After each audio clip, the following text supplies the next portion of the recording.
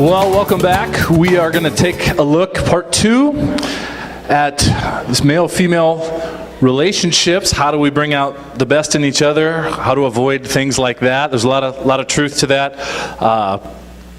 The goal of this, as you'll recall, there are 3. We're trying to inform you, in this case, kind of the heart of a woman. Trying to help us to truly understand, if we're going to treat each other as God intended, we have to understand how God created us. So we want to inform, we want to encourage.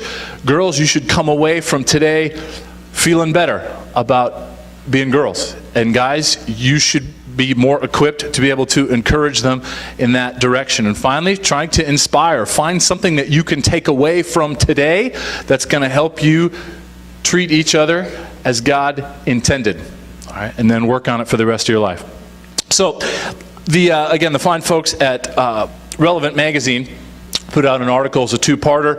Part 1, when Mr. Wishart and Mr. Park were up here, talked about understanding men. What does it mean to be a man? Today we're going to have some guests that talk about what it means to be a woman and what do we do with that. And so the Relevant folks put out this article, and here's the introduction. And after I read this, I'll introduce our host for today, who will then introduce our guests, and that'll take up the rest of the time here. So, this was the introduction.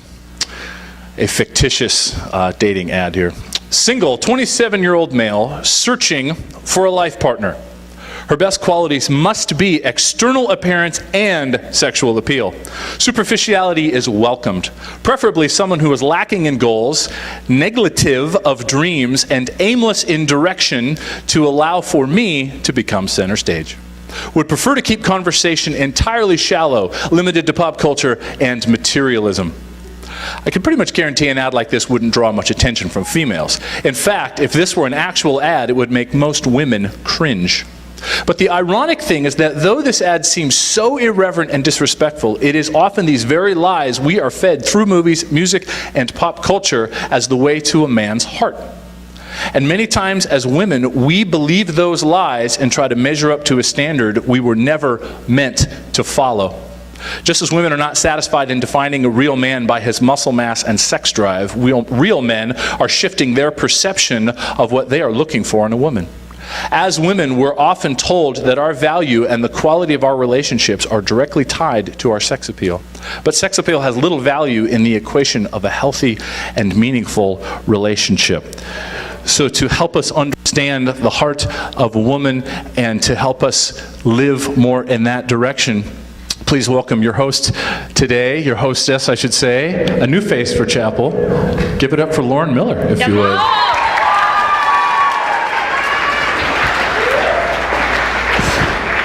Hey guys, just give me a sec. I don't know how to do this. No, okay, we're good. All right. Well, I already met my number 1 goal by not tripping up the stairs. But now, let's just get right on. We have a great chapel plan for you guys. We have 3 guests, Miss Anderson, Miss Nansen, and Mrs. Winskill. So if you guys would come up and join me, that'd be awesome.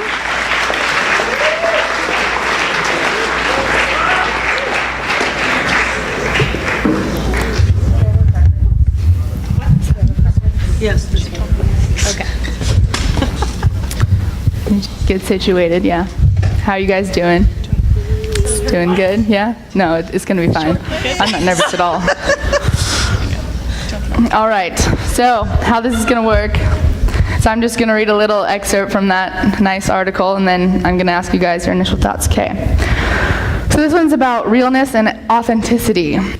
Of course, men are not simply looking for a woman who is real with her appearance, but real with who she is. When it comes to attracting a real man, there is no need to pretend. They're not looking for a woman who pretends to be into sports, cars, sex, or anything else she thinks her man wants. They are looking for a woman to be fully herself, personality, quirks, deficits, and all. Ladies, these are the things that make you unique and set you apart from every other woman. Okay, so what are you guys' just initial thoughts on that little chunk of wisdom? Well, I'll start with, is our real purpose to attract a real man as a woman? Is that what life is all about for us? That's great first thought. The thing that came to mind with this passage and with a lot of just thinking about the falsities that women live into is what's sustainable. What's really going to last a lifetime? And those qualities are who you were created to be. That's what's sustainable. Flirtatious behavior, physical appearance, things like that aren't going to be sustainable long term. And whatever falsities you put on aren't fair to whoever you're interacting with, because they won't get to know the real you, and one day they may find out you're not who they thought they were, and that's just unfair as well.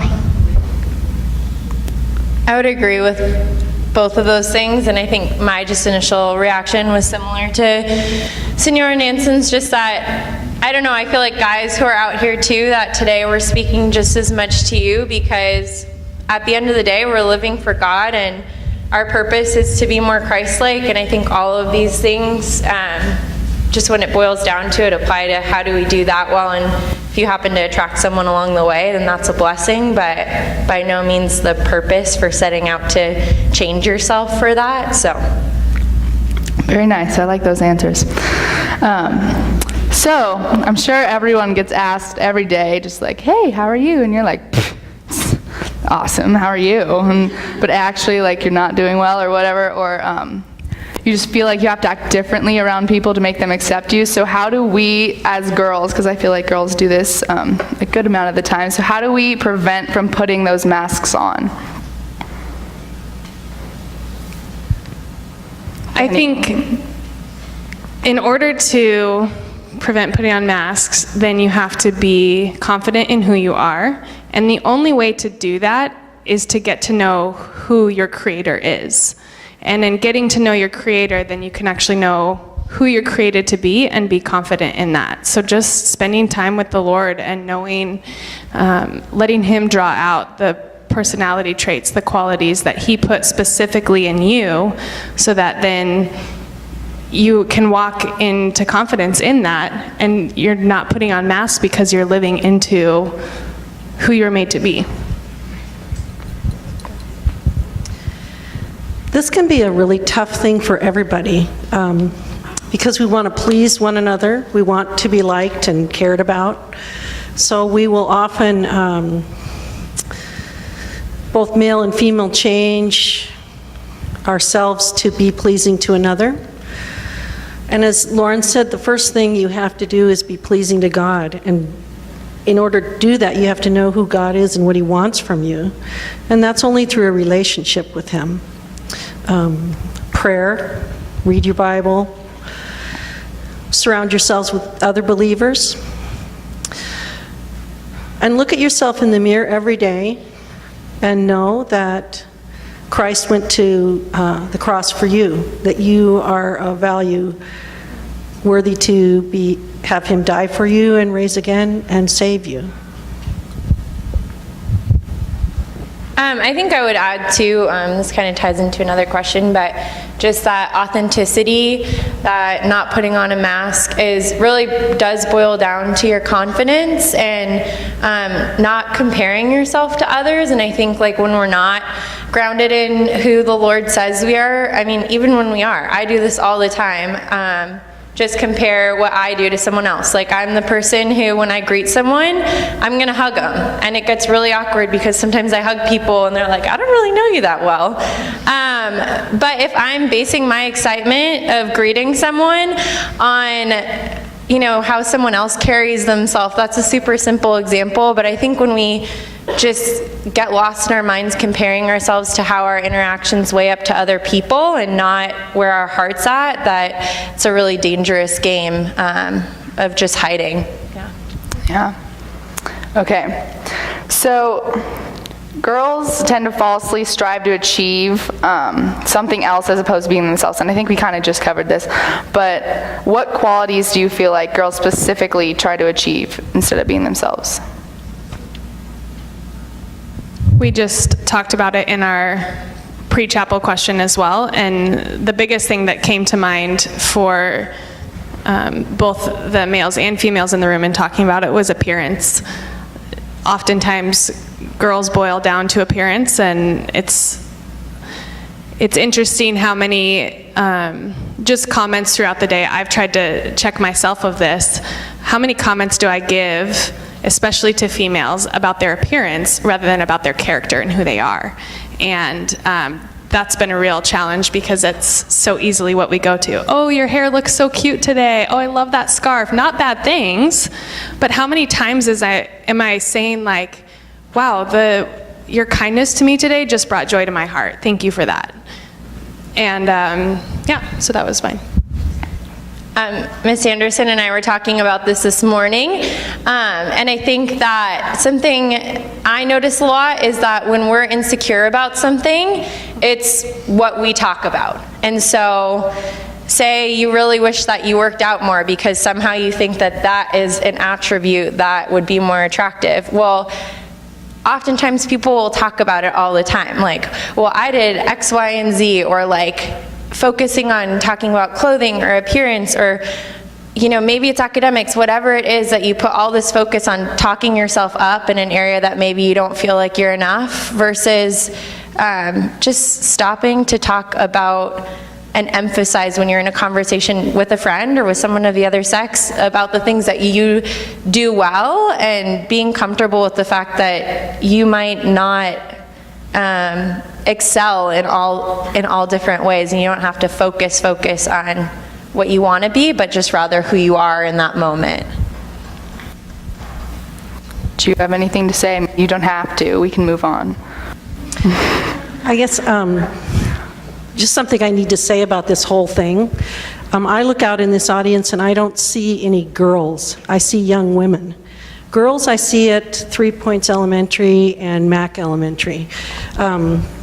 And I guess I'd like you to start thinking about yourselves as young women rather than girls who are little kids.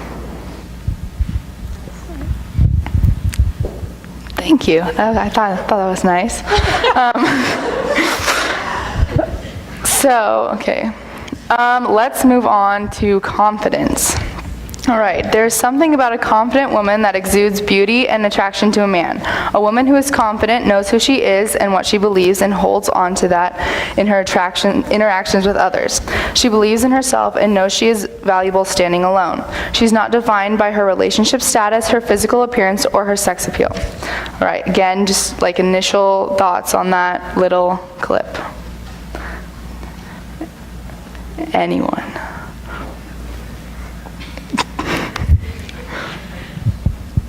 Go ahead. Okay. I don't know if any of you watched the Oscars, but I thought Matthew McConaughey gave one of the best acceptance speeches of all time. If you haven't watched it, watch it. But one of his words was thanking his mom for teaching him to respect himself, because in turn then you learn to respect others. And so to me, I thought that quote fit perfectly with this confidence. I like the word respecting yourself almost more than confidence, because you can take confidence different ways, but learning to respect yourself and just kind of holding your head high and shoulders back a little bit, but then in a way it allows you to then respect others.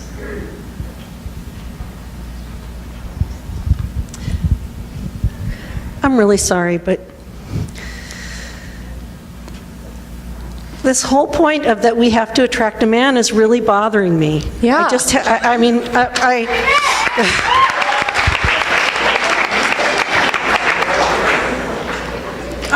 It's not like I'm not in a committed relationship. I've been married 33 years.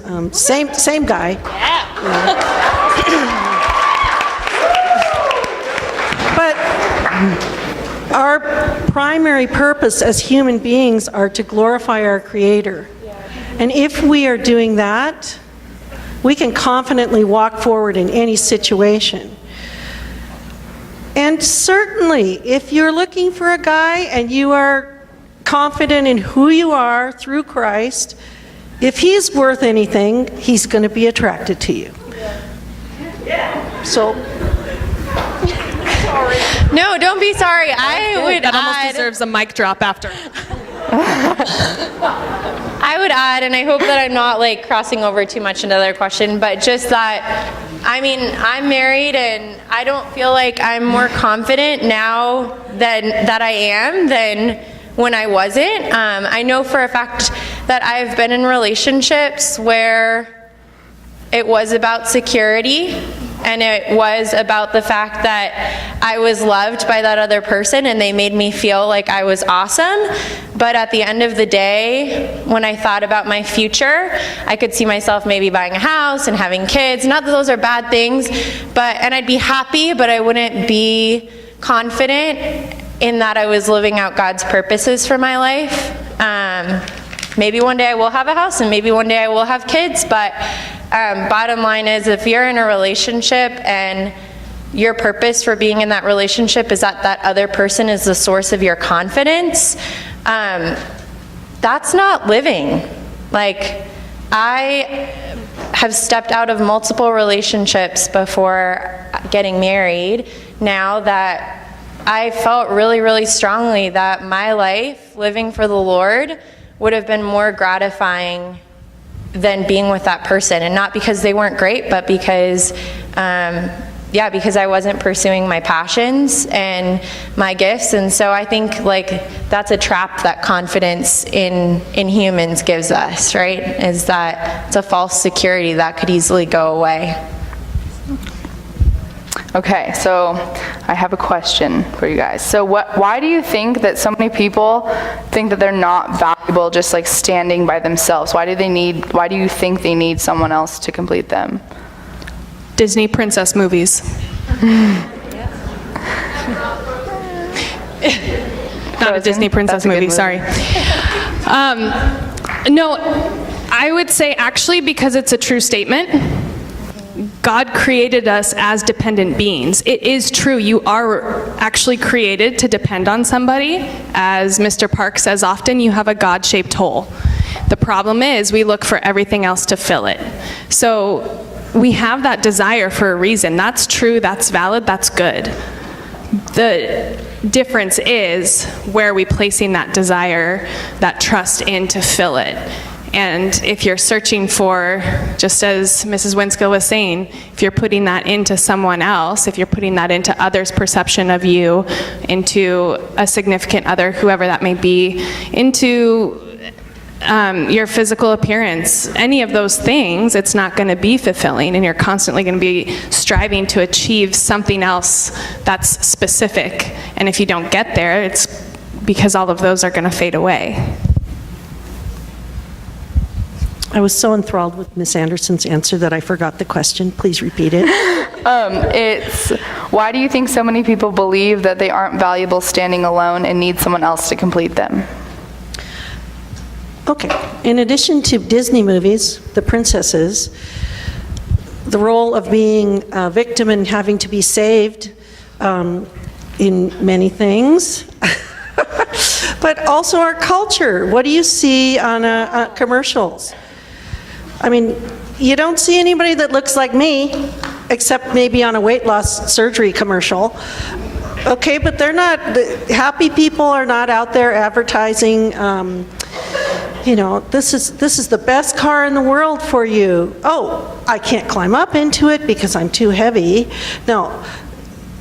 We're told that people that are successful and wonderful and the most and everything are, 5'9", 110 pounds. They got to wear a 2. And the men, of course, they have to have a 6 or an 8 pack. I mean, it's not, you can't even just go for 4. Okay? So our culture tells us, contrary to what God tells us, that we have to be and look a certain way to be of value. And that's just wrong. And it's a hard lesson and a hard self-talk to teach yourself not to think that way. Yeah. And I would say that, I don't know, I like a good slow jam. I like some Usher, Boyz II Men, the good old stuff. All of that music, turn on the radio. I'm being real, it's good. But turn on the radio and it's all about love. And I think that's because we're wired for that, and God made every single human being to long for love. And if you don't know the Lord, that's obviously going to be your outlet to seek it out. And so people sing about it, and it is good. But if you get consumed into that, and you don't have another source of input that's telling you that you have value apart from it, it's sold to you.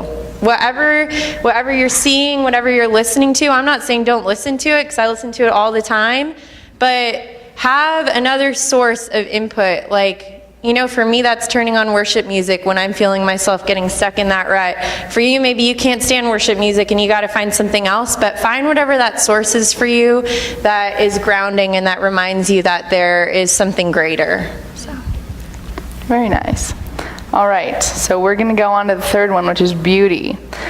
And it says, real men are looking for a woman who displays true beauty, a beauty that cannot be enhanced, made up, or airbrushed. They are looking for a woman who resonates with the beauty of kindness, compassion, humor, strength, love, joy, and gentleness. So again, just your initial thoughts on this passage. I can finally agree with one of them.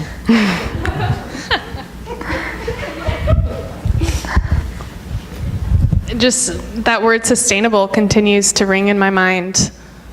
The only thing that's sustainable is who God made you to be, and our whole life's purpose is Him revealing that to us and molding us into that ultimate creation. That's what our life's work, our life's purpose is for Him just to continue to mold and refine and move us towards that perfect creation. And that has absolutely nothing to do with our physical appearance, and it has everything to do with our relationship with the Father and living into the gifts that He's created us to be. Yeah, okay, yeah. We can ask the question now. How do guys and girls perpetuate the myth that beauty is solely external?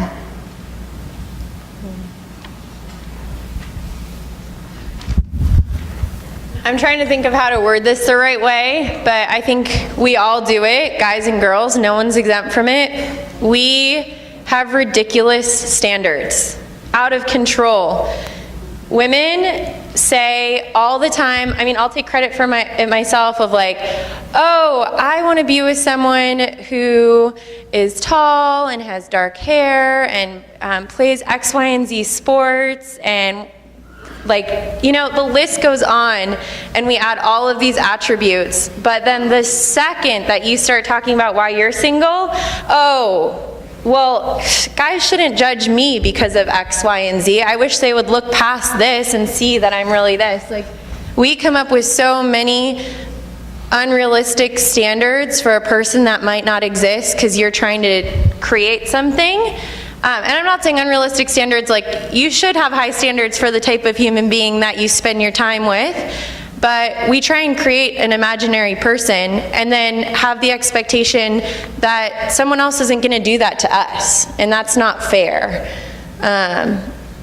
So with that, I'll let Lauren talk, or Miss Anderson talk a little bit more about this, but just what your priorities should be. If it is that you are hoping to find a partner, whether or not that is your goal. Keep talking. Oh, thanks.